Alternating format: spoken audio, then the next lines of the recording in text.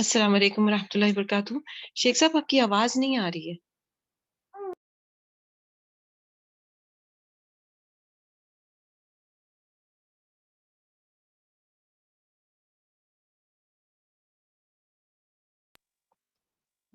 شیخ صاحب ابھی بھی آپ کی آواز نہیں آ رہی ہے۔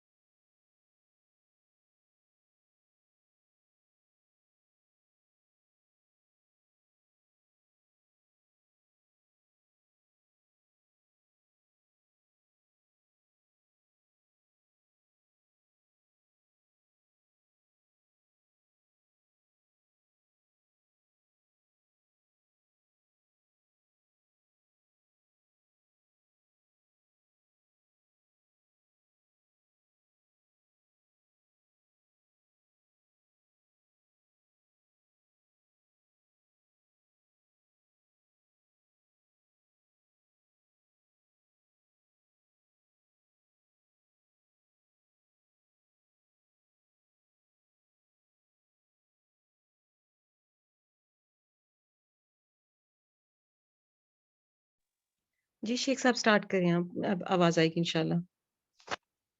ہاں جی، السلام علیکم۔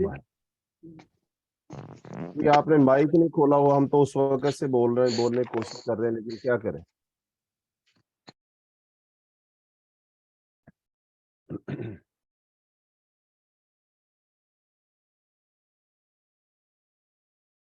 نحمده ونصلي على رسوله الكريم، اما بعد، فاعوذ باللہ من الشیطان الرجیم، بسم اللہ الرحمن الرحیم۔ آج ہمارے سبق کا آغاز ہوتا ہے بلوغ المرام سے، کتاب الصیام، اور کتاب الصیام کے بارے میں اس سے قبل ہم نے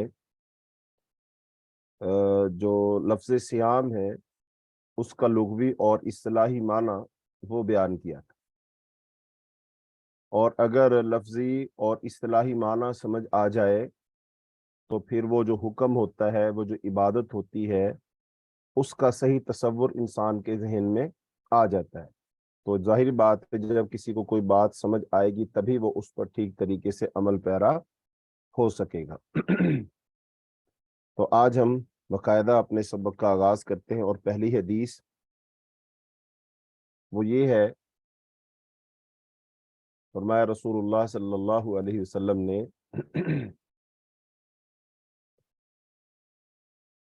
عن ابی ہریرہ رضی اللہ عنہ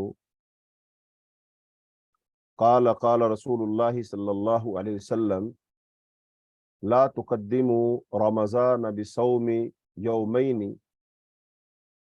بصوم يوم او يومين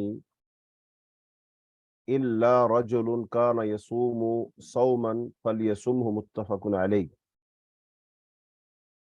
حضرت ابو ہریرہ رضی اللہ تعالیٰ سے روایت ہو، فرماتے ہیں کہ نبی کریم صلی اللہ علیہ وسلم کا ارشاد ہے، رمضان سے 1 یا 2 دن پہلے روزہ نہ رکھو، مگر وہ آدمی اس دن روزہ رکھ سکتا ہے جو پہلے سے اس دن کا روزہ رکھا کرتا تھا، کہ وہ اس دن کا روزہ رکھ سکتا ہے۔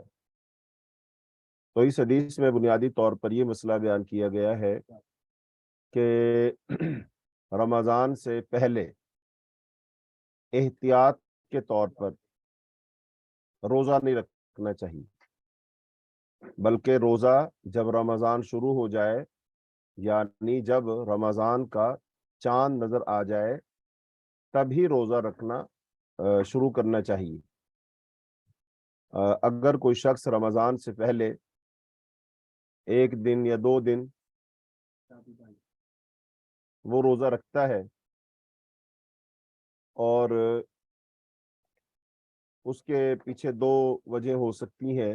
نمبر 1 تو یہ آگے وجہ حدیث میں آ جائے گی، وہ یہ ہو سکتی ہے کہ کوئی شخص اس کو شک ہو کہ آج جو شعبان ہے اس کا جو 30واں دن ہے، تو وہ سمجھتا ہو کہ بھی ہو سکتا ہے چاند نظر آ گیا ہو، ہمیں پتہ نہ چلا ہو، تو چلو میں روزہ رکھ لیتا ہوں، اگر فرض نہ ہوا تو چلو نفل ہی ہو جائے گا۔ تو اس نیت کے ساتھ روزہ رکھنا درست نہیں ہے۔ اور ایک روزہ اس لیے بھی رکھا جا سکتا ہے کہ اگر کوئی یہ کہے کہ چلو رمضان کے روزے شروع ہونے سے پہلے میں ایک روزہ رکھتا ہوں تاکہ مجھے عادت پڑ جائے، مشق ہو جائے، تاکہ رمضان کے روزے میں کوئی غلطی نہ ہو، تو اس نظریے سے روزہ رکھنا بھی درست نہیں ہوگا۔ تو بہرحال، اور اس سے ایک یہ مسئلہ بھی معلوم ہوتا ہے کہ شعبان کے اندر جو روزے اگر کوئی ہر ماہ جیسے روزے رکھتا ہے، یا سوموار اور جمعرات کا کوئی شخص روزہ رکھتا ہے، تو وہ اپنی روٹین کے مطابق روزہ رکھ سکتا ہے، پھر کوئی حرج والی بات نہیں ہے۔ لیکن اگر کوئی شخص ہر ہفتے روزہ نہیں رکھتا ہے یا مہینے میں وہ روزے نہیں رکھتا ہے، خاص طور پر پھر شعبان کے اندر وہ روزہ رکھتا ہے، تو اس کے لیے اجازت نہیں ہوگی۔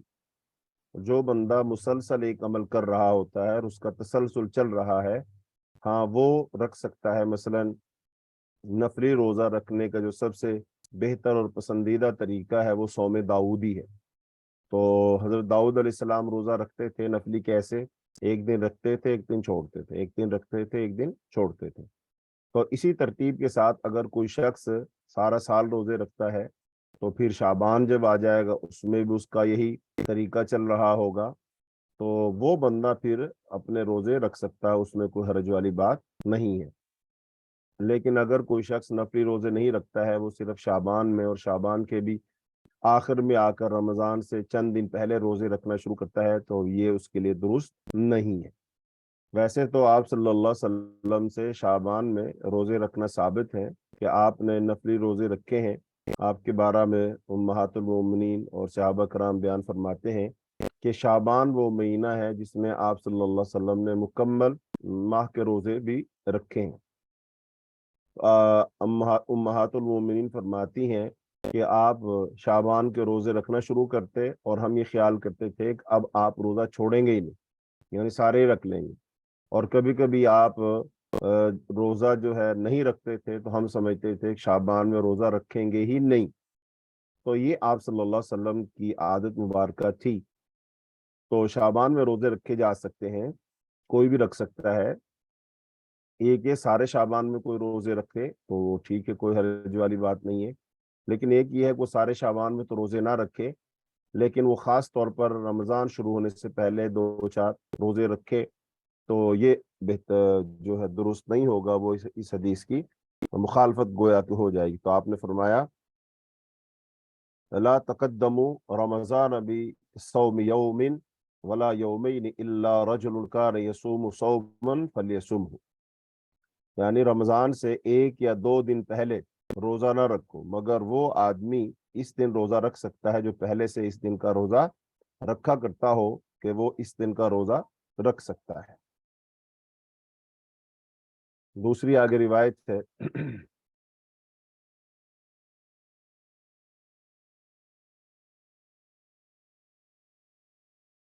وعن عمار بن ياسر رضي الله عنه قال من صام اليوم الذي يشك فيه فقد عصى أبا القاسم، ذكره البخاري تعليقا ووصله الخمسة وصححه ابن خزيمة وابن حبان۔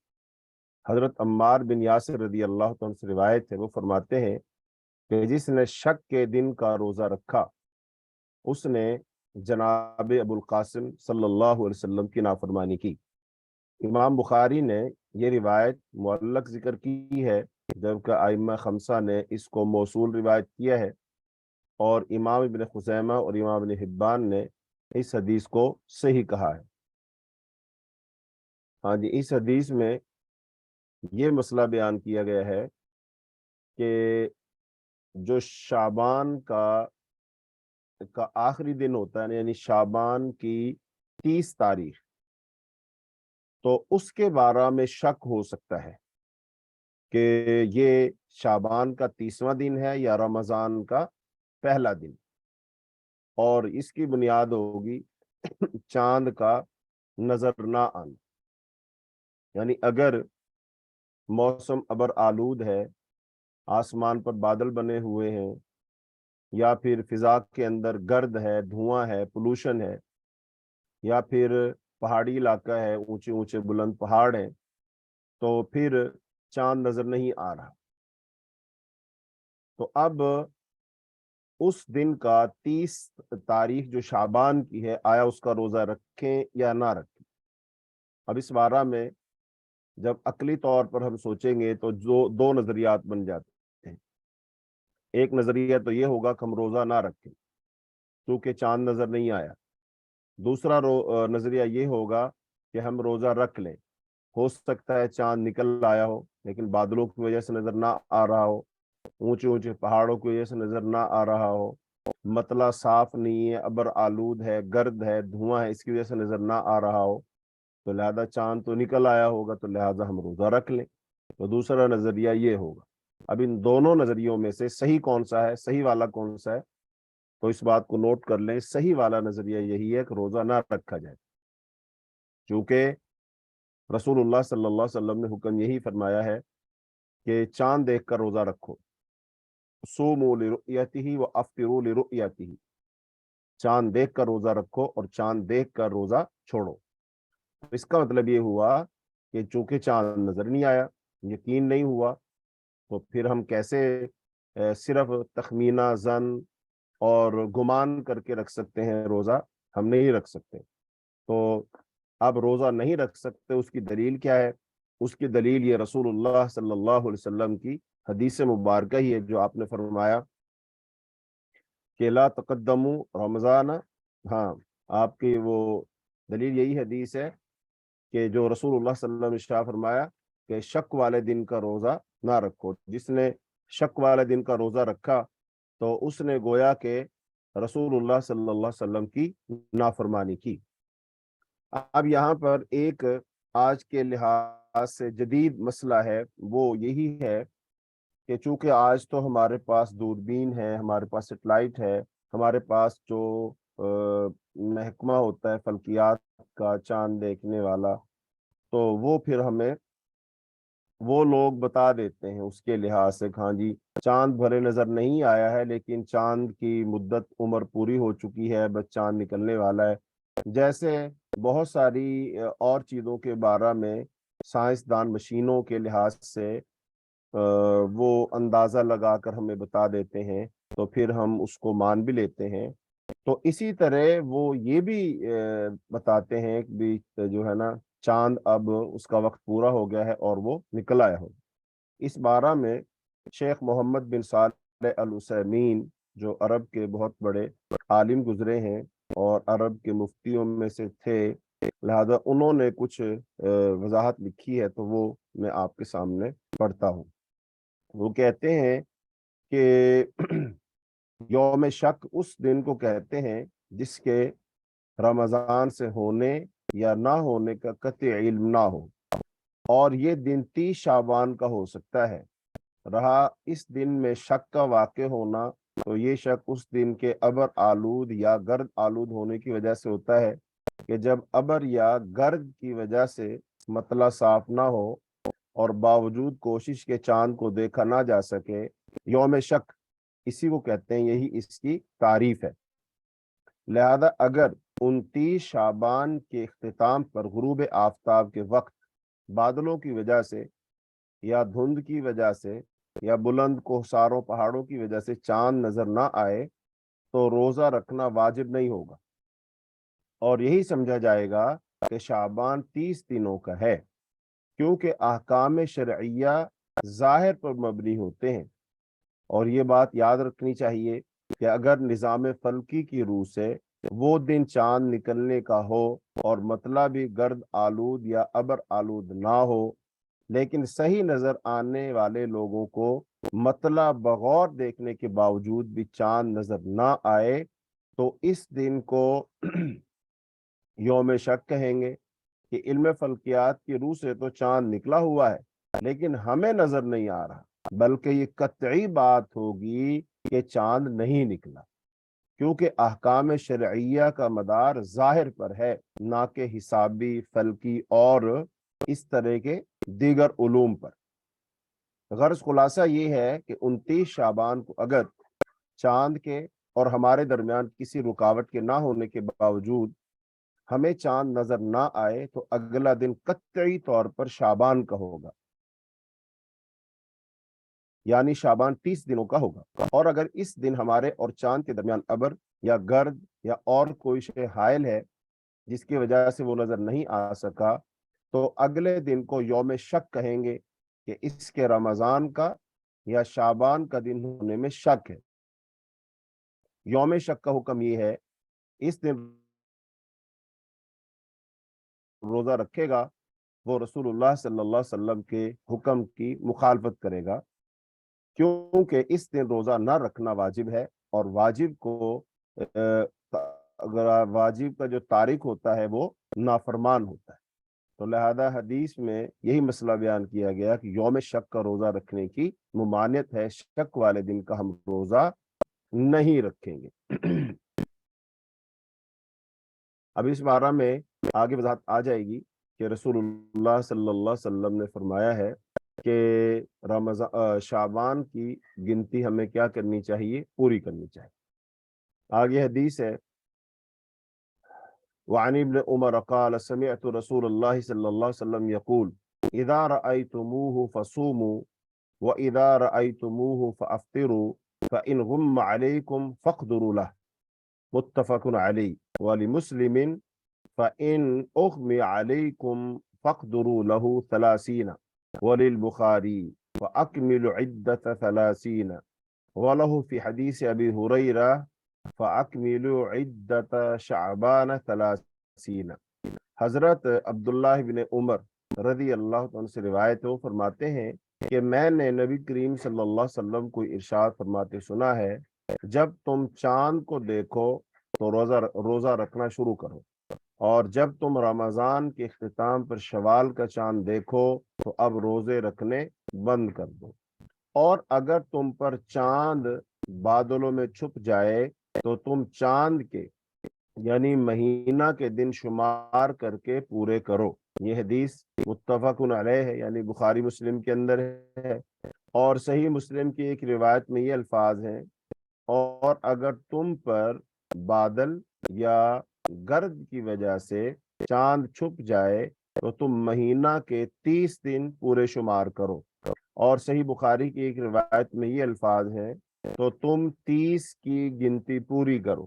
صحیح بخاری میں حضرت ابو ہریرہ رضی اللہ تعالیٰ سے مروی ایک حدیث میں یہ ارشاد ہے کہ تم شعبان کی گنتی 30 دن تک پوری کرو، یعنی وہ اس حدیث سے آ کر وہ جو ہے ابہام دور ہو جاتا ہے۔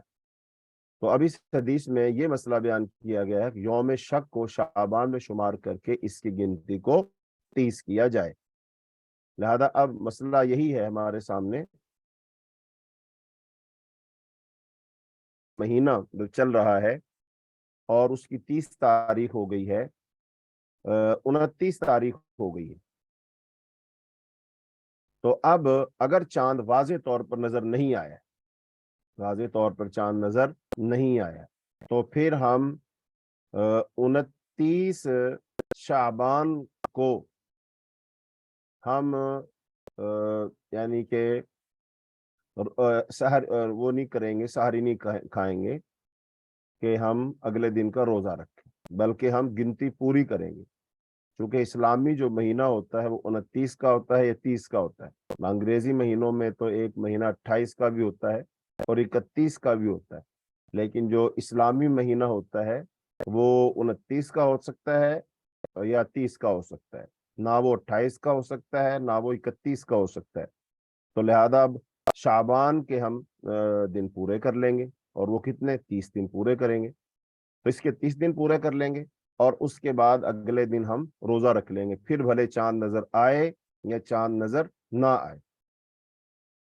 یعنی جب شعبان کے 30 دن پورے ہو گئے تو پھر ہم کیا کریں گے؟ اگلے دن روزہ رکھیں گے، چونکہ اب شعبان کی جب 30 دن پورے ہو گئے تو اس کا نتیجہ یہی نکلے گا لازماً کہ اگلا مہینہ شروع ہو چکا ہے۔ اگلا مہینہ کون سا ہے؟ اگلا مہینہ ہے رمضان کا، تو لہذا رمضان کا مہینہ شروع ہو چکا ہے۔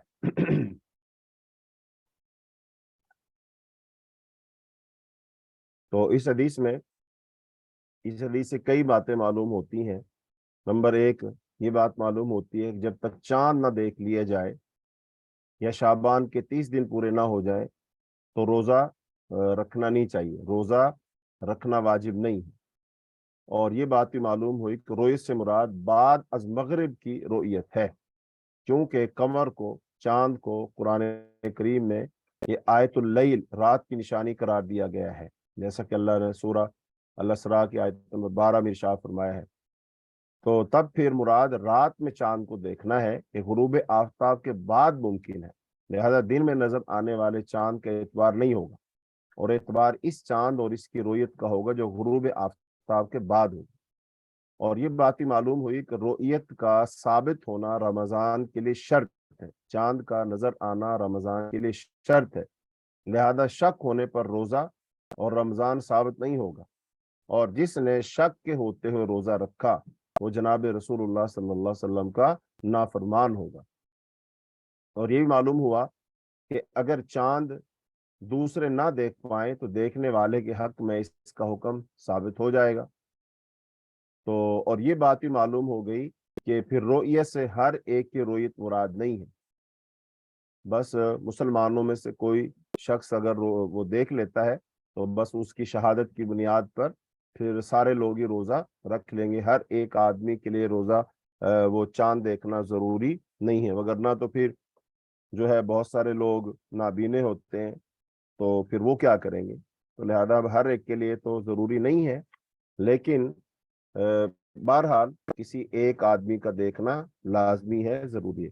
باقی چاند جو ہے ہمارے ہاں اب چونکہ ہم نے خبروں پر اعتماد کرنا شروع کر دیا ہے اور چاند ہم نہیں دیکھتے ہیں، تو وگرنہ چاند کو دیکھنا چاہیے۔ جیسے جب یہ ذرائع مواصلات اور ذرائع ابلاغ نہیں تھے تو اس وقت سب لوگ چھتوں پہ چڑھ کر چاند دیکھا کرتے تھے، تو چاند کو دیکھنا چاہیے۔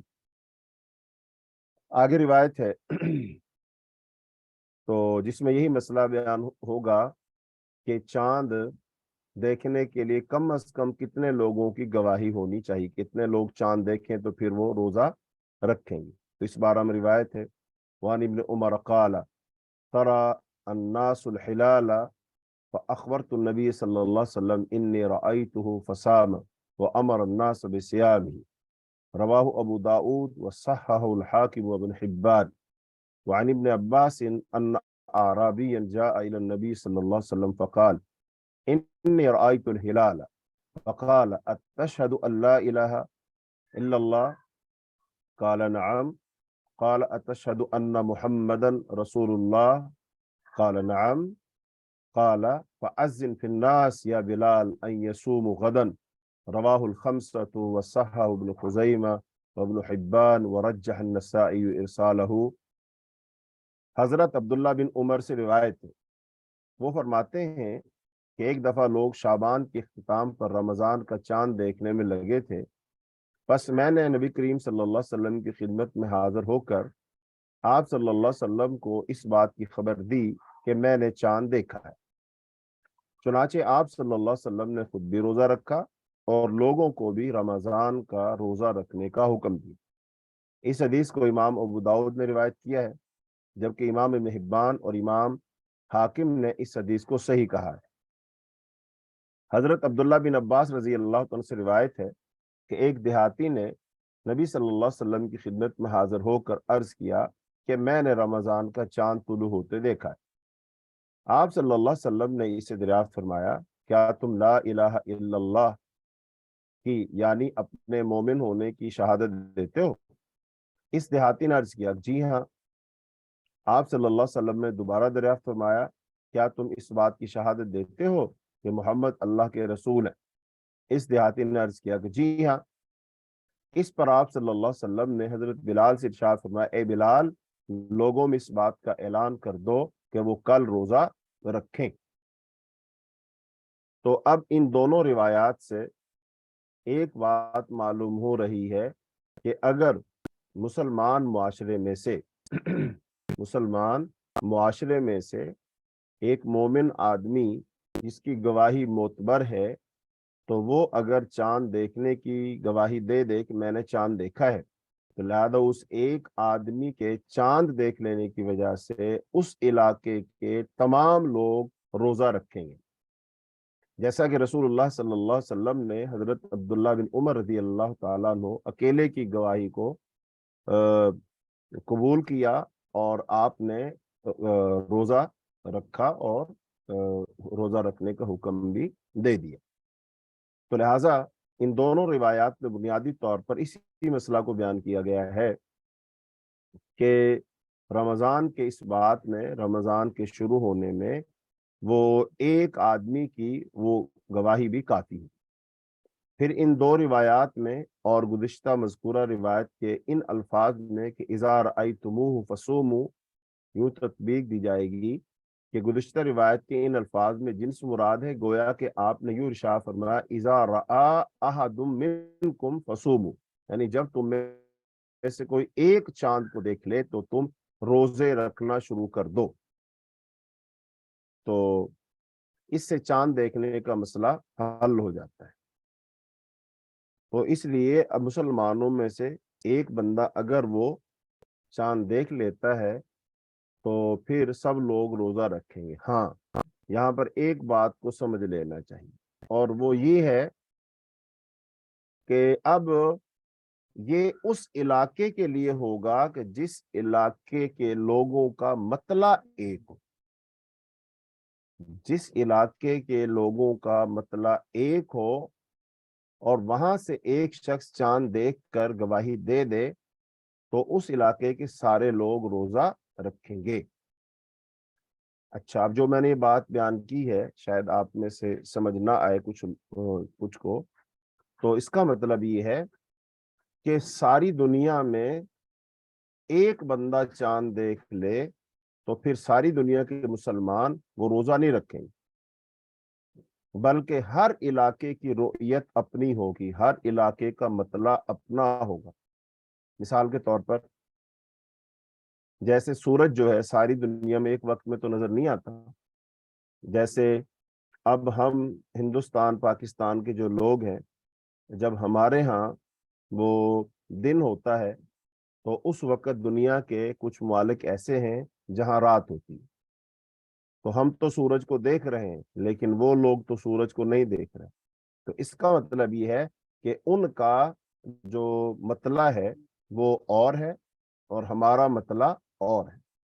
تو جیسے سورج ساری دنیا میں ایک ہی وقت میں نظر نہیں آتا بلکہ اس میں فرق ہے، ایسے ہی چاند جو ہے اس کا مطلب بھی ساری دنیا میں ایک نہیں ہے، یعنی ساری دنیا میں ایک ہی وقت میں چاند نظر آ جائے یہ ممکن ہی نہیں ہے۔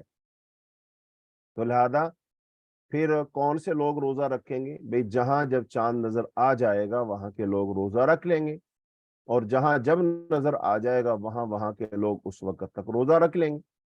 لہذا اپنے علاقے کی رؤیت ہوگی، اپنے علاقے کا چاند دیکھنا ہوگا تو اس کے مطابق اس علاقے کے لوگ روزہ رکھیں گے۔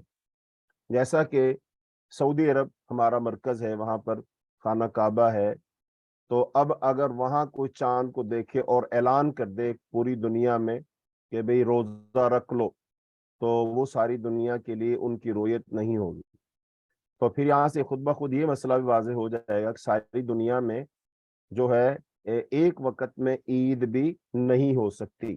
کچھ علاقے ایسے لازمن ہوں گے کہ جہاں پر عید کا جو وقت ہے وہ مختلف ہوگا، یعنی عید کی ٹائمنگ ایک نہیں ہو سکتی، ساری دنیا میں ایک ہی وقت میں عید نماز نہیں پڑھی جا سکتی۔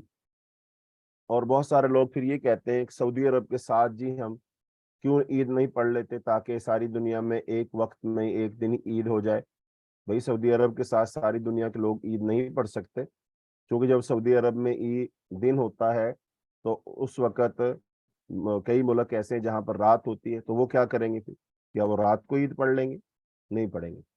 لہذا اپنی اپنی رؤیت ہے، اپنا اپنا چاند دیکھنا ہے، اور پھر اس کے مطابق سحر کو جو روزوں کو رکھنا بھی ہے، روزوں کو چھوڑنا بھی ہے۔ تو یہ مسئلہ اچھے طریقے سے سمجھ لینا چاہیے۔ اچھا جی، آگے روایت ہے جس میں یہ مسئلہ بیان کیا جائے گا کہ روزے کی نیت کا مسئلہ، تو روزے کی نیت کی جائے گی۔ اچھا، اب روزہ جو ہوتا ہے نا وہ دو قسم کا ہوتا ہے، ایک ہوتا ہے فرضی، ایک ہوتا ہے نفلی۔ جو نفلی روزہ ہے نا اس کی نیت رات کو کرنا ضروری نہیں ہے، اس کی نیت کرنا رات کو ضروری نہیں ہے، وہ تو دن میں بھی نیت کی جا سکتی ہے، بس ایک ہی شرط ہے کہ اس نے صبح صادق کے بعد سے کچھ کھایا پیا نہ ہو۔ اگر اس نے کچھ کھایا نہیں، کچھ پیا نہیں،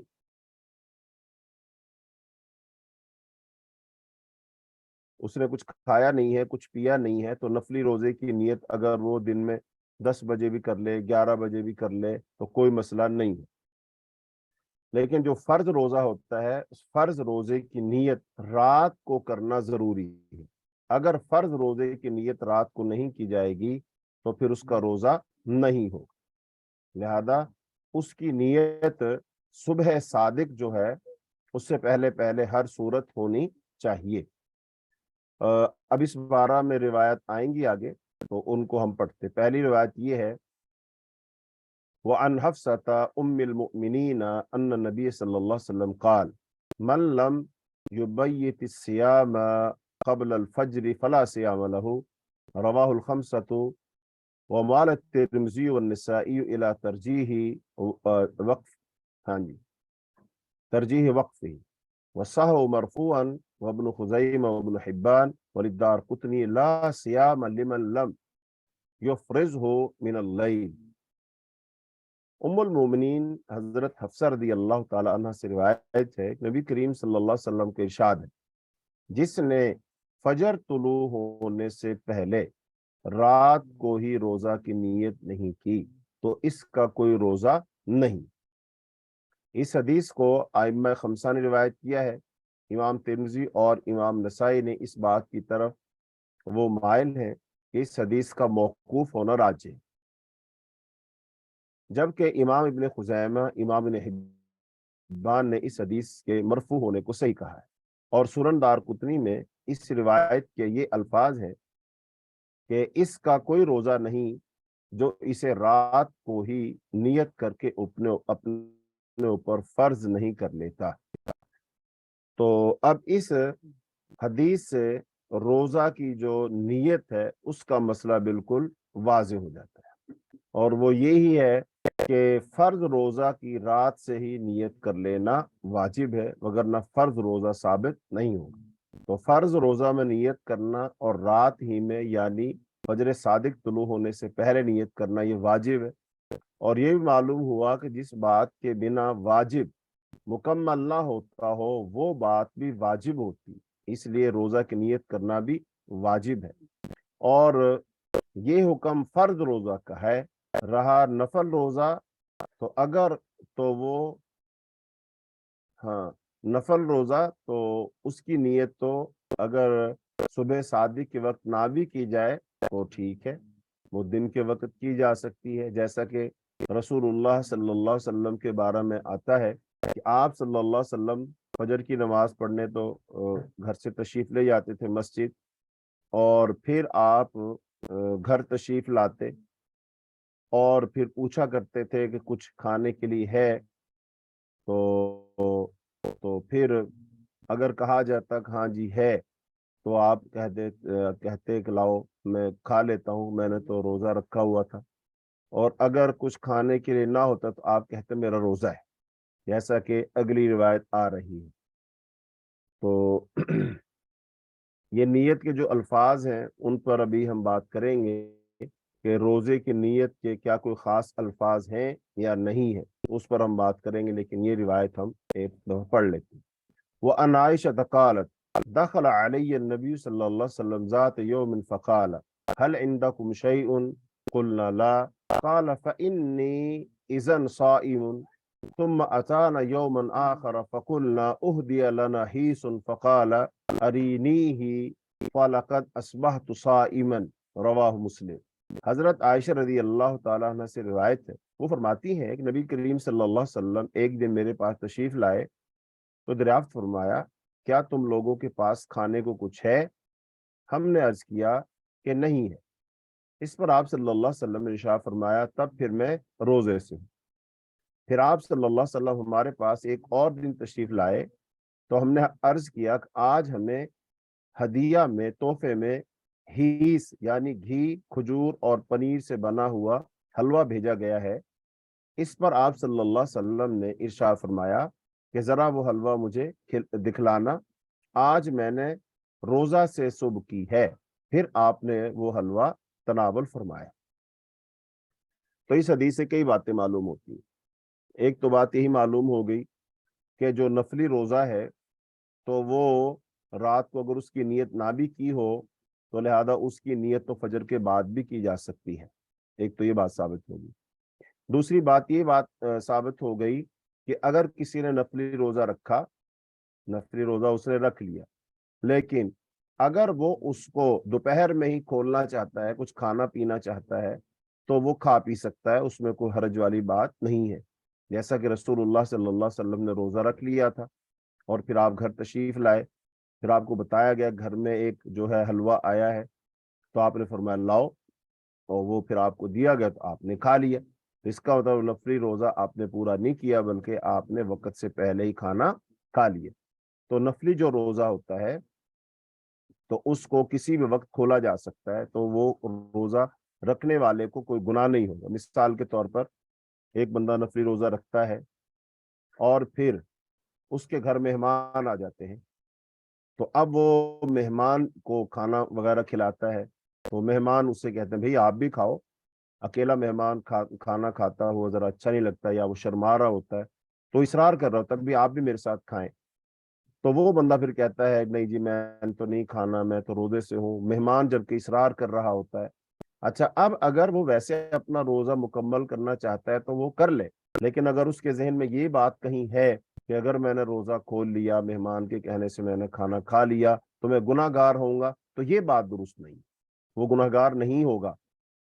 ایسے ہی انسان نے روزہ رکھا ہوا ہو، نفلی روزہ رکھا ہوا ہو، اور وہ کسی کے ہاں مہمان چلا جاتا ہے اور وہ پھر گھر والے اصرار کرتے ہیں، تو وہ اگر وہاں اس کو اختیار حاصل ہے، پورا کرنا چاہے پورا کر لے، لیکن اگر وہ کھانا کھانا چاہے تو کھانا کھا لے۔ اور تیسری صورت یہ ہو سکتی ہے کہ اس نے بغیر سحری کھائے، بغیر نیت کیے، اور روزہ تو اس کی نیت تو کر لی، لیکن وہ پھر اس کو بہت زیادہ بھوک لگائی، بہت شدید بھوک لگائی، اور اس کے لیے اٹھنا بیٹھنا چلنا پھرنا کام کاج کرنا مشکل ہو رہا ہے، اور کھانا وغیرہ بھی موجود ہے، اس کا دل بھی کر رہا کھانے کو، تو اب وہ یہ سوچ رہا ہوتا ہے کہ اگر میں نے کھانا کھا لیا تو پھر کہیں میں گناہ گار نہ ہو جاؤں، تو ایسی بات نہیں ہے، وہ گناہ گار نہیں ہوگا، وہ کھا سکتا ہے۔ تو اس کا مطلب نفلی روزہ کسی بھی وقت شروع کیا جا سکتا ہے، کسی بھی وقت ختم کیا جا سکتا ہے۔ شروع کرنے کے لیے صرف ایک ہی شرط ہے، وہ یہ ہے کہ اس نے صبح صادق کے بعد کچھ کھایا پیا نہ ہو، نہ اس نے کچھ کھایا ہو، نہ اس نے کچھ پیا ہو، نہ ہی اس نے بیوی کے ساتھ ہم بستری وغیرہ کی ہو، تو پھر وہ کسی بھی وقت اگر نیت کر لے گا نفلی روزے کی تو اس کا نفلی روزہ ہو جائے۔ اچھا جی، تو آج کے سبق کا آخری مسئلہ وہ نیت کے حوالے سے ہے۔ وہ دو باتیں اہم ہیں، وہ ایک یہ ہے کہ نیت کے جو الفاظ ہیں، کیا وہ کوئی خاص الفاظ ہیں کہ جو ہمیں پڑھنے چاہیے؟ جیسا کہ عام طور پر سوشل میڈیا پر یا جو رمضان کے کیلنڈر وغیرہ چھپتے ہیں تو ان پر ایک دعا لکھی ہوتی ہے، اور وہ دعا یہ ہوتی ہے وہ بِصَوْمِ غَدٍ نَوَيْتُ مِنْ شَهْرِ رمضان۔ تو یہ دعا عام طور پر معروف ہے، بچوں کو یاد بھی ہوتی ہے یا یاد کروائی جاتی ہے، لیکن دھیان سے سن لیا جائے کہ یہ دعا رسول اللہ صلی اللہ علیہ وسلم نے نہیں سکھلائی، یہ اللہ کے رسول صلی اللہ علیہ وسلم نے نہیں پڑھی، یہ صحابہ کرام نے نہیں پڑھی، بلکہ یہ جو الفاظ ہے نا، اس الفاظ کی جو اس نیت کے جو الفاظ ہیں تو یہ درست ہی نہیں ہے، عربی کے لحاظ سے درست نہیں، ان کا معنی مفہوم ہی غلط بنتا ہے۔ مثال کے طور پر اس کا ترجمہ یہ بنتا ہے وہ بِصَوْمِ غَدٍ نَوَيْتُ مِنْ شَهْرِ رمضان، کہ میں رمضان کے کل کے روزے کی نیت کرتا ہوں۔ اس میں جو لفظ ہے نا وہ بِصَوْمِ غَدٍ، غدین کا معنی ہوتا ہے عربی میں، غد کہتے ہیں आने वाला दिन, जिसको हम अंग्रेजी में टुमारो कहते हैं, जिसको हम उर्दू में कहते हैं कल। मिसाल के तौर पर आज है जुमा, तो अब हम कहेंगे गदिन का मतलब क्या होगा? कल, यानी कि हफ्ता। तो इसका मतलब जब हम रोजा रख रहे होते हैं तो फिर हम तो उस दिन का रोजा रख रहे हैं, नियत कर रहे हैं कि अगले दिन की। मिसाल के तौर पर अब हम फर्ज कर लें कि भी कल रमजान का पहला रोजा है, तो हम सहरी खाएंगे। जब सहरी हम खाएंगे तो वो हफ्ते का दिन है। तो जब हम सहरी खाते वक्त दुआ करेंगे, वो भी सौमी गदिन नवैतु, कि मैं कल के दिन का रोजा रख रहा हूँ, नियत कर रहा हूँ, तो वो हम हफ्ते के दिन की नियत कर रहे हैं कि इतवार के दिन की नियत कर रहे हैं। तो ये जो अल्फाज हैं इनका मतलब तो इतवार बनता है। तो लिहाजा ये जो अल्फाज हैं ये साबित नहीं है, ये रसूलुल्लाह सल्लल्लाहु अलैहि वसल्लम नहीं पढ़े, तो लिहाजा हमें भी नहीं पढ़ने चाहिए। अब कोई कह सकता है इनके पढ़ने में हरज क्या है, अल्लाह के रसूल ने नहीं पढ़े तो हम पढ़। भाई हरज ये है कि ये काम मसनून नहीं है, सुन्नत नहीं है, फिर हम क्यों कर रहे हैं ये काम? हमें मजबूरी क्या है कि हमने ये करना ही करना है? तो लिहाजा नहीं करने चाहिए। अब फिर एक सवाल ये पैदा होता है, फिर हम क्या पढ़कर सहरी खाएं? तो भाई सहरी में हमने खाना खाना है, तो सहरी में जब हमें खाना खाना है तो आम तौर पर खाना हम क्या पढ़कर खाते हैं? हम बिस्मिल्लाह पढ़कर खाना खाते हैं। तो बिस्मिल्लाह पढ़कर हम सहरी खा लेंगे, बिस्मिल्लाह पढ़कर हम सहरी का खाना खाना शुरू करेंगे, बात खत्म हो गई। तो इसका मतलब ये जो नियत के अल्फाज हैं रोजे की नियत के, ये रसूलुल्लाह सल्लल्लाहु अलैहि वसल्लम से साबित नहीं है। तो लिहाजा फिर हमें ये नहीं पढ़ने चाहिए।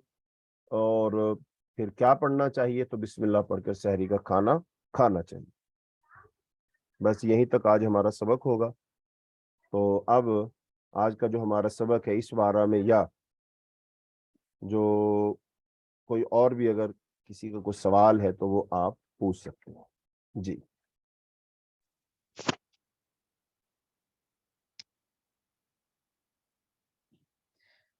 अस्सलाम वालेकुम रहमतुल्लाहि व बरकातुहू। पूछ रही हैं नफिल रोजे कज़ा करना ज़रूरी है? नफल रोजे कज़ा करना जरूरी है? शायद उन्होंने सवाल नफल मांगा होगा। नहीं नहीं, सवाल गैर वाज़ेह है, लेकिन शायद वो ये पूछना चाह रही हो, अगर किसी ने नफली रोजा रखा था और उसने वो इफ्तार कर दिया तो क्या उसकी कज़ा देना जरूरी है? अगर ये बात है तो इसका जवाब तो यही है कि उसकी कज़ा देना जरूरी नहीं है। तो वो तो पहली दफा में ही फर्ज नहीं है, तो फिर उसकी कज़ा क्या होगी? जी। अगर अस्सलाम वालेकुम रहमतुल्लाह, पूरे रोजे रखने के लिए मेंसेस को इल्तिवा में करने के लिए क्या दवा ले सकते हैं? मतलब उनको पूरे रोजे रखने हैं, उसके लिए वो दवा खा लें ताकि वो हम्म। माहवारी ना हो। जी जी। हाँ जी, इस बारे में जो मैंने पढ़ा है, जो समझा है, वो ये है कि अगर किसी खातून को जिस्मानी तौर पर कोई मर्ज लगने का लायका ना हो और कोई मुशक्कत और तकलीफ ना हो, तो फिर अगर वो खा ले तो कोई हर्ज वाली बात नहीं है। लेकिन अगर ऐसा है कि भी वो दवाई अगर इस्तेमाल की जाती है और उससे इंसान बीमारी की तरफ चला जाता है या कोई और खराबी और बिगाड़ पैदा होता है और फिर रोजे रखने भी मुश्किल हो जाते हैं, तो फिर उसको नहीं खाना चाहिए। तो जो अल्लाह ने एक फितरी निज़ाम बनाया हुआ है उसके मुताबिक ही ख़वातीन रोजे रख लें। अगर इस दौरान में उनको वो मखसूस अय्याम आ जाते हैं तो वो रोजे छोड़ दें, चूंकि अल्लाह ताला ने रुख्सत अता फरमाई हुई है। तो अगर कोई मसला नहीं बनता है तो फिर कोई रख ले। ऐसे ही खवातीन पूछती हैं कि वो हज करने या उम्रा करने जाती हैं तो वहां पर भी फिर ये मसला पेश ना आए, तो इसलिए वो अद्वियात इस्तेमाल कर लेती हैं। तो ऐसी सब तमाम कैफियत के लिए यही है कि अगर तो उस खातून को जिस्मानी तौर पर कोई आर्जा, कोई बीमारी लाहिक नहीं होती है, कोई खराबी और बिगाड़ नहीं आता है, और जब वो दिन ऊपर चले जाते हैं और उसने चूंकि दवा खाई हुई है तो उसके जिस्म में कोई बेचैनी या इस तरह की वो जो कैफियत पैदा नहीं होती है, तो फिर कोई और हरज नहीं है। वगरना जैसे हदीस में आता है कि आदमी को पेशाब पखाना आ रहा हो तो उसको रोक कर अगर कोई नमाज पढ़ना शुरू कर दे तो वो दुरुस्त नहीं है। पहले उसको क़ज़ाए हाजत से फारिग होना है, छोटे बड़े पेशाब से फारिग होना है, फिर वो नमाज पढ़ेगा। लेकिन अगर कोई कहे जमात का टाइम है तो चलो मैं अपने आप पर थोड़ा कंट्रोल करके पढ़ लेता हूँ, ایک تو ہوتا ہے نارمل ہے کوئی مسئلہ نہیں ہے، لیکن ایک ہے کہ وہ پریشر کے ساتھ آ رہا ہو، شدت کے ساتھ آ رہا ہو، اور پھر اس کے باوجود انسان نماز میں کھڑا ہو جائے تو پھر اس کی وہ نماز نہیں ہوتی۔ تو بالکل یہی کیفیت یہاں بھی پیدا ہو جائے گی کہ جو وہ خون آنا ہے، حیض آنا ہے، اس کی وجہ سے طبیعت میں بے چینی ہے اور چڑچڑاپن ہے اور یہ کیفیت پیدا ہو رہی ہے، لیکن چونکہ دوا کھائی ہوئی ہے تو پھر وہ خاتون نماز بھی پڑھ رہی ہے، روزے بھی رکھ رہی ہے، تو اب یہ جو عبادت ہوگی نا، اس میں کوئی سکون نہیں ہوگا، چین نہیں ہوگا۔ تو اب اگر اس طرح کی کیفیت بنتی ہے تو پھر نہیں کرنا چاہیے، چونکہ ایسی بے چینی کے ساتھ جو عبادت ہے اس کے اندر وہ خشوع خضوع نہیں رہتا، اللہ کی طرف دھیان توجہ، اللہ کی طرف رغبت نہیں رہتی ہے، تو انسان تو پھر اپنے آپ سے تنگ ہونا شروع ہو جاتا ہے۔ تو اگر ایسی کیفیت بنتی ہے بے چینی والی، پھر وہ نہیں کھانی چاہیے، اور اگر نہیں بنتی ہے، انسان مطمئن ہے، ٹھیک ہے، کوئی مسئلہ نہیں، پھر استعمال کر لینے میں انشاءاللہ کوئی حرج نہیں ہے۔ جی جی پوچھ رہی ہیں کہ ان کو بند کر دی۔ کہتی جی ہیں کہ ان کو جب ان کی جب مینسٹریشن ہوتی ہے تو 3 دن ان کو بلیڈنگ ہوتی ہے، چوتھے دن کم ہو جاتی ہے، 5ویں دن صبح کے 10 بجے کے قریب تھوڑا سا گدلا پانی جاتا ہے، کیا میں 5ویں دن کا روزہ رکھ سکتی ہوں؟ اصل میں بات یہ ہے کہ اگر تو وہ خون ہے، 5ویں دن کا جو بھی وہ کیفیت ہے، اگر وہ خون ہے تو پھر تو نہیں رکھ سکتی ہیں، اور اگر وہ خون نہیں ہے تو پھر وہ رکھ سکتی ہیں۔ تو یہ تو اب دیکھنا ہے کہ وہ خون ہے کہ نہیں ہے۔ ایک ہوتا ہے خون، اگر خون ہے تو پھر اس کا مطلب حیض ہے، پھر نہیں رکھ سکتی ہیں، اور اگر وہ صرف وہ گدلا سا پانی ہے، وہ خون نہیں ہے، جیسا کہ حیض کے بعد خواتین کو آتا ہے تو اس کو قدرہ یا سفرہ کہتے ہیں، کتاب الطہارہ میں مسئلہ پیچھے گزر چکا ہے، تو صحابیات فرماتی ہیں ہم اس کو کوئی چیز شمار نہیں کرتی تھی، یعنی اس کو ہم حیض وغیرہ شمار نہیں کرتی تھی۔ تو اب یہ تو ہر خاتون کی اپنی کیفیت ہے، وہ یہ جانے کہ خون ہے کہ نہیں۔ اگر وہ خون ہے پھر حیض روزہ نہیں رکھے گی، اور اگر وہ خون نہیں ہے تو پھر وہ روزہ رکھ سکتی ہے۔ جی جی پوچھ رہی ہیں بہن کہ عصر انہوں نے روزہ رکھا ہوا تھا اور عصر کے وقت ان کو پیریڈ سٹارٹ ہو گئے، اب مغرب تک انہوں نے رکھا روزہ، لیکن کیا یہ روزہ کاؤنٹ ہوگا؟ نہیں ہوگا، بالکل نہیں ہوگا، اور نہ اس کو مغرب تک اپنے اوپر وہ پابندی لگا کے رکھنی چاہیے۔ جب حیض آ گیا، روزہ ختم ہو گیا، تو اب یہ بھلے کھائے پیے جو مرضی کرے، لیکن بعض لوگ کہتے ہیں بھی نہیں کرنا چاہیے، تو یہ صرف اپنی طرف سے بناوٹی باتیں ہیں، وہ روزہ شمار بھی نہیں ہوگا، وہ روزہ ختم ہے، اور اس کو وہ روزہ رکھنا ہے۔ اور دوسرا یہ ہے کہ وہ مغرب تک پابندی کر کے اپنے آپ کو روکنا اس طرح کوئی ضروری نہیں ہے۔ جی جی پوچھ رہی ہیں کہ نفل روزے کی نیت کس وقت تک کر سکتے ہیں، ظہر تک یا عصر تک؟ وہ تو بس میں نے آپ کو بتایا کہ بھی وہ کھانا نہیں کھایا جب تک بھی، تو وہ نیت کی جا سکتی ہے، کوئی مسئلہ ہی نہیں اس میں، یعنی صبح صادق کے بعد نہ کھانا کھایا ہو، نہ پانی پیا ہو، نہ ہم بستری کی ہو، تو اگر یہ 3 کام نہیں کیے ہیں تو ٹھیک ہے، وہ بھلے وہ 7 بجے نیت کر لے، 10 بجے نیت کر لے، زور کے ٹائم نیت کر لے، کوئی مسئلہ نہیں ہے۔ جی جی کیا فرض روزے کی قضا کرنے پر بھی نیت رات کو کرنی چاہیے؟ ہاں ہاں بالکل، وہ تو جو فرض روزہ تو جبھی بھی رکھیں گے تو اس کی نیت تو صبح صادق سے پہلے پہلے ہی کرنی ہے۔ جی اگر کسی ایمرجنسی کی وجہ سے فرض روزہ کھول لیا ہو تو پھر اس کے بدلے کتنے روزے رکھنے پڑیں گے؟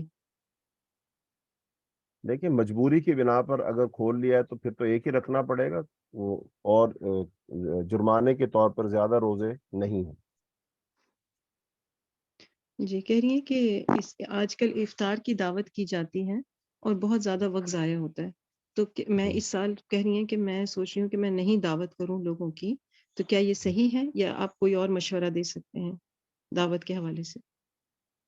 ہاں، مشورہ تو ہم یہی دیں گے بغیر تکلف کے آپ اس دعوت کو کریں، مطلب اس دعوت میں آپ کوئی ایک کھانا پکا لیں، اور جو حسب توفیق ہے کھجور رکھیں، پانی رکھیں، افطاری کروا دیں، تکلفات میں نہ پڑیں، تو وہ کروانی چاہیے، چونکہ حدیث میں آتا ہے کہ جو افطاری کرواتا ہے اس کو بھی اتنا ثواب ملتا ہے جتنا روزہ رکھنے والے کو ثواب ملتا ہے۔ تو یہ ایک اچھا کام ہے، بابرکت کام ہے، اس سے پیار محبت بھی بڑھتا ہے، تعلقات بھی اچھے ہوتے ہیں، برکت بھی آتی ہے، سب کچھ آتا ہے، تو کام تو اچھا کرنا چاہیے۔ تو اس میں جو کہا جا رہا ہے کہ بھی وقت بہت ضائع ہوتا ہے، تو وقت ضائع کیسے ہوتا ہے؟ سارا دن تیاری وغیرہ میں لگتا ہے، تو کوئی بات نہیں، وہ بھی نیکی کا کام ہی کر رہے ہیں آپ، تو کوئی حرج نہیں۔ ہمارا مشورہ تو یہ ہے کہ آپ کو جاری رکھنا چاہیے، لیکن تکلفات سے بچنا چاہیے ہر کام میں، ہر جگہ ہی، وہ رمضان ہو غیر رمضان۔ جی کہہ رہی ہیں کہ شعبان میں کیا پورے روزے قضا روزے رکھ سکتی ہیں؟ ہاں، رکھ سکتے ہیں، قضا روزے تو رکھ سکتے ہیں، وہ کوئی حرج والی بات نہیں۔ جی پوچھ رہی ہیں کہ امریکہ اور UK میں رہنے والے لوگ کیا کریں جب یہاں سعودیہ کے حساب سے روزہ رکھتے ہیں اور عید مناتے ہیں، تو کیا ہم ان کو مانا کریں پھر، اور ان کی عید کی نماز کا کیا ہوگا؟ مطلب آئی ڈونٹ نو کیا کہتے ہیں شاید دیکھیں دیکھیں ہم۔ تو مسئلہ تو صرف یہ ہے نا کہ بھی کیا UK میں چاند نظر نہیں آتا ہے؟ چاند تو نظر آتا ہے۔ اب جیسے رمضان کا چاند ہے، تو جب UK میں نظر آئے گا تو وہ UK والے اپنے چاند کے مطابق روزہ رکھیں گے۔ تو ساری دنیا کے لوگ سعودی عرب کے ساتھ نہیں رکھ سکتے۔ ہاں، جن علاقوں میں جیسے ڈنمارک کا علاقہ ہے، وہ بالکل جو اوپر ہے نا، قطب شمالی جس کو ہم کہتے ہیں، انتہائی شمال میں، تو وہاں پر جو ہے دن اور رات جو ہے نا، وہ دن بہت چھوٹا ہوتا ہے، اور جو ہے اس وقت تو جب وہ سحری کھا رہے ہوتے ہیں تو اس وقت بھی دن کی روشنی اور اجالا ہوتا ہے۔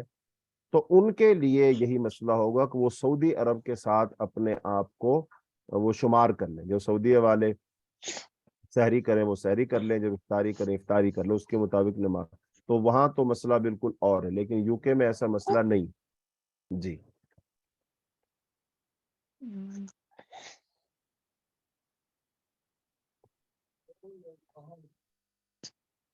کہہ رہی ہیں کہ کیسے میں چیک کروں کہ جس کو میں زکوٰۃ دے رہی ہوں وہ واقعی حقدار ہے زکوٰۃ کا یا نہیں؟ ہاں، بہرحال یہ تو اب جس کو آپ زکوٰۃ دے رہے ہیں تو اس کی آپ تحقیق آپ نے کرنی ہے، چونکہ جیسے زکوٰۃ دینا فرض ہے، ایسے یہ جاننا بھی فرض ہے کہ آپ مستحق کو دے رہے ہیں۔ تو یہ کیسے بھی معلوم کریں، بس اس میں پردہ داری کو بھی ملحوظ رکھیں، اس کو بدنام بھی مت کر دیں، پورے محلے میں پوچھ پوچھ کر ہی اس کا جینا محال نہ کر دیں، اس کو نہیں پتا اس کو پتا چلے یہ تو زکوٰۃ پہ جیتا ہے، بعد میں لوگ تانے دیتے رہیں، ایسا نہ کریں۔ بس آپ اس کے حال احوال کو کسی بندے سے وہ بس معلوم کروا لے، پھر اس کو زکوٰۃ دے دیں، لیکن دینی مستحق کو، یہ بات پکی ہے۔ جی وہ پوچھ رہی ہیں کہ تراویح 20 کے بجائے 8 یا 12 بھی پڑھ سکتے ہیں؟ تو یہ انشاءاللہ مسئلہ آگے جب آئے گا تو اس پر پھر ہم وہاں بات کریں گے کہ تراویح کی اصل رکعات جو رسول اللہ صلی اللہ علیہ وسلم نے پڑھی ہے وہ کتنی ہے، تو انشاءاللہ الرحمن یہ وہاں پر ہم تفصیلاً اس پر بات کریں گے۔ ویسے حدیث میں یہی آتا ہے، عائشہ رضی اللہ تعالیٰ عنہ سے پوچھا گیا تو آپ نے فرمایا کہ صلی رسول اللہ صلی اللہ علیہ وسلم فی رمضان وغیر رمضان، کہ آپ صلی اللہ علیہ وسلم نے رمضان اور غیر رمضان میں ما کان یزید، نبی صلی اللہ علیہ وسلم زیادہ نہیں پڑھا کرتے تھے، 11 رکعت، 11 رکعتوں سے زیادہ، رمضان غیر رمضان میں رات کی نماز رسول اللہ صلی اللہ علیہ وسلم 11 رکعتوں سے زیادہ نہیں پڑھا کرتے تھے۔ 11 رکعتوں میں 8 رکعتیں تراویح اور 3 وتر، یہ ہو گئے 11۔ جی جی پوچھ رہی ہیں کہ شعبان کے روزے رکھنے کے لیے سحری کے بغیر روزہ رکھ سکتے ہیں؟ ان کی اگر آنکھ نہیں کھلی تو وہ رکھ سکتی ہیں روزہ بغیر سحری کے؟ ہاں، رکھ سکتے ہیں، کوئی مسئلہ نہیں، جیسا کہ رسول اللہ صلی اللہ علیہ وسلم نے سحری نہیں کھائی ہوتی تھی اور آپ کہتے تھے کچھ کھانے کے لیے نہیں ہے تو چلو آج میرا روزہ ہی ہے، تو نفلی روزہ بغیر سحری کھائے رکھا جا سکتا ہے، کوئی حرج نہیں۔ کہہ رہی ہیں کہ ان کی 4 پریگننسیز میں ہونے کی وجہ سے انہوں نے فرض روزے نہیں رکھے، لیکن ان کے شوہر نے ان کا فدیہ پیسے کی صورت میں دے دیا ہے، اب کیا قضا رکھنا ضروری ہے؟ نہیں، اصل میں وہ مسئلہ یہ ہے نا کہ بھی یہ جو صورت حوال سے گزری ہے تو کیا وہ اس میں وقفہ ہی نہیں آیا؟ جیسا کہ بعض خواتین کو 1 سال کے بعد بچے کی ولادت ہو جاتی ہے، تو ظاہری بات ہے وہ تو ابھی ایک اس سے نکلتی ہے تو دوسری اس میں شامل ہو جاتی ہے، ابھی دودھ پلا رہی ہوتی ہے تو پھر حمل بھی ہو جاتا ہے، تو اس وجہ سے اگر وہ نہیں رکھ سکی ہیں پھر ٹھیک ہے، وہ دے دیا گیا فدیہ، ٹھیک ہے۔ لیکن اگر ایسا نہیں ہے، کچھ میں وقفہ ہے اور وقفہ ہوتا ہے مثلا جیسے سال کا، جو ہے 2 سال کا، फितरी वक्फा कोई है तो फिर वो रोजे नहीं रखे हैं तो फिर फिदिया नहीं देना चाहिए, फिर रोजे ही रखने चाहिए। जी। जी, कह रही हैं कि मेरे वालिद गुज़र गए हैं, उनके बिहाफ़ पे रोज़े का फ़िदिया देना है क्या? नहीं, जो फौत हो गया उसकी तरफ से रोजे है ही नहीं, रोजा तो उस पर है ना जो जिंदा है। जो हुँ। जिंदा होता है उस पर ही रोजा फर्ज है, तो लिहाजा वालिद साहब फौत हो गए, अल्लाह पाक उनकी बख्शिश फरमाए, तो लिहाजा उनकी तरफ से कोई रोजे नहीं। हाँ, अगर उनके जिम्मा कुछ रोजे थे, जैसे वो बीमार हो गए थे, रोजे छोड़े थे उन्होंने, तो वो उनकी तरफ से रखे जाएंगे। लेकिन ऐसा नहीं है कि उनकी तरफ से रोजे बाद में बगैर किसी वजह के भी रखे जाएंगे, ऐसा नहीं है। जी, पूछ रही हैं कि इनका अबॉर्शन आई थिंक मिसकैरेज की बात कर रही हैं, उसके बाद हम्म। कितने दिन के बाद वो गुस्ल करें? बस वो वही है, निफास बच्चे की विलादत का जैसे मसला होता है, ये भी बिल्कुल वही है। अगर इसमें जब यकीन हो जाए कि भी खून आना बंद हो गया है, या फिर जैसे तो आजकल जदीद दौर के मुताबिक वो रहम की सफाई कर देते हैं, तो फिर वो खून जो है आना बंद हो जाता है। तो जब यकीन हो जाए खून आना बंद हो गया तो फिर उसके बाद ही वो गुस्ल करें, और फिर तमाम वो पाबंदियां खत्म हो जाएंगी, नमाज वगैरह और रोजे वगैरह सारे काम वो कर सकती हैं। कह रही हैं मेरे 100 रोज़े रहते हैं। हम्म। अ, तौबा भी की है, थोड़े-थोड़े रख भी रही हूँ, सबका फ़िदिया भी दिया है, तो क्या गुनाह तो नहीं होगा? गुनाह तो होगा, जाहिर बात है, वो रोजे छोड़े क्यों हैं, वो उसकी वजह क्या है। अगर तो सिर्फ सुस्ती काहली की वजह से छोड़े हैं तो जाहिर बात है वो गुनाह तो अपनी जगह था, लेकिन अल्लाह से तौबा करें, अल्लाह से माफी मांगे और आइंदा रोजे ना छोड़ें, तो फिर ठीक है। जी, ये पूछ रही हैं कि सेहरी पे उठना इस बात की अलामत नहीं कि रोज़े की नीयत ही से उठे हैं, वरना आम दिनों में इस वक़्त कौन उठता है खाने के लिए? हाँ, तो मुझे ये समझ में ठीक हो गया ना, ये ठीक हो गया, ये हुँ। बात तो पीछे हमने बयान की ना कि भी रोजे के को खास अल्फाज के साथ तो नीयत नहीं है। लेकिन कोई भी बंदा जो तरावी पढ़ रहा है और फिर वो सहरी की सारी तैयारी कर रहा होता है, तो वो उसने नीयत की होती है, तो यही नीयत है, और नीयत दिल के इरादे का नाम है, तो बिल्कुल ठीक है, उसकी नीयत है। और अगर किसी ने शाम को नहीं भी सोचा, लेकिन वो सुबह सादिक से पहले उठा है, सहरी खाने से पहले उठा है, फिर उसने उस वक्त नियत कर लिया है, तो ठीक है, कोई मसला नहीं। जी, ये पूछ रही हैं कि ये पाकिस्तान में जैसे पाकिस्तान में 1 दिन के बाद रोज़ा स्टार्ट होता है।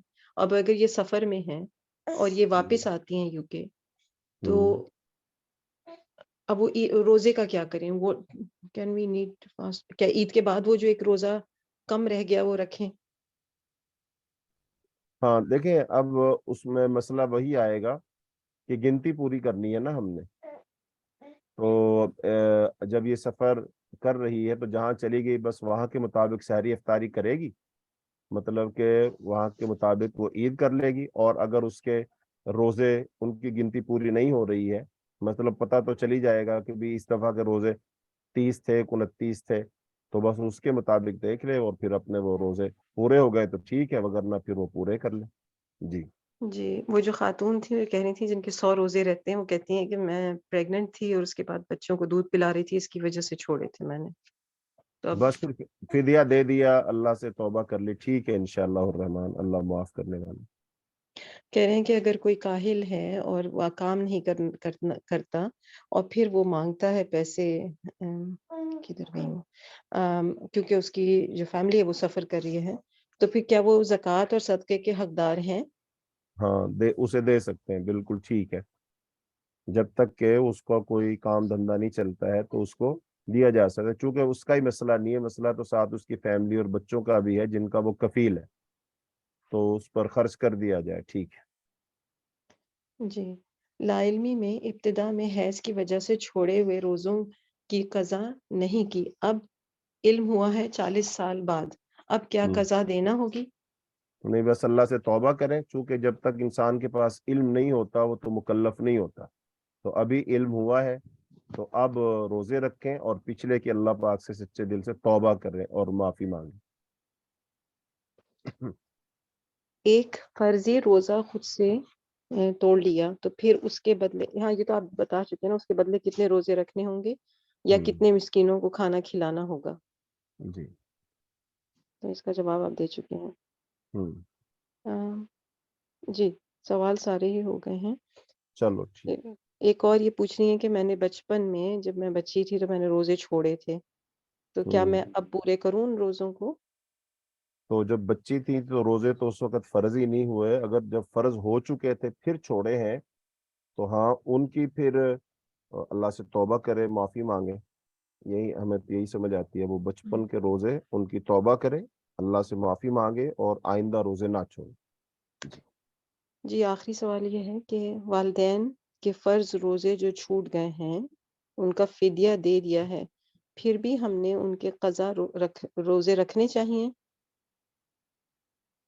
نہیں، جب والدین اب والدین کے جو روزے چھوٹے تھے وہ کس وجہ سے چھوٹے تھے، کوئی تو وجہ ہوگی اس کی۔ تو اب اگر وہ زندہ تھے، روزے چھوٹے تھے بڑھاپے کی وجہ سے، بیماری کی وجہ سے، تو بیماری سے کہہ رہی ہیں؟ بیماری کی وجہ سے چھوٹے تھے، تو اس کا مطلب یہ روزے تو پھر فرض تھے ان کے والدین پر اور انہوں نے وہ چھوڑے تھے، تو وہ اصل میں تو رکھنے ہی چاہیے تھے۔ ان کے جو ورثاء ہیں ان میں سے کسی کو رکھنے چاہیے، یا پھر وہ کسی کو رکھوا دیں، تو دونوں صورتوں میں ٹھیک ہو جائے گا۔ رکھوا دیے یا رکھ دیے ٹھیک ہے، اگر وہ رکھوا دیے تو پھر خود رکھنے کی ضرورت نہیں ہے، یعنی ایسا نہیں کہ فدیہ بھی دے دیا خود بھی روزے رکھے۔ جی آئی تھنک ہو گئے ہیں شیخ، آپ ایک دفعہ اپنا نمبر اور بتا دیں تاکہ جن لوگوں کو اور سوال کرنے ہوں آپ سے سوال کریں۔ جی میں اپنا نمبر بتا دیتا ہوں جی، اگر رمضان سے متعلق یا کوئی بھی مسئلہ ہو آپ پوچھنا چاہتے ہو تو اس پر آپ واٹس ایپ کر سکتے ہیں، انشاءاللہ پھر ہم آپ کو جواب دے دیں گے۔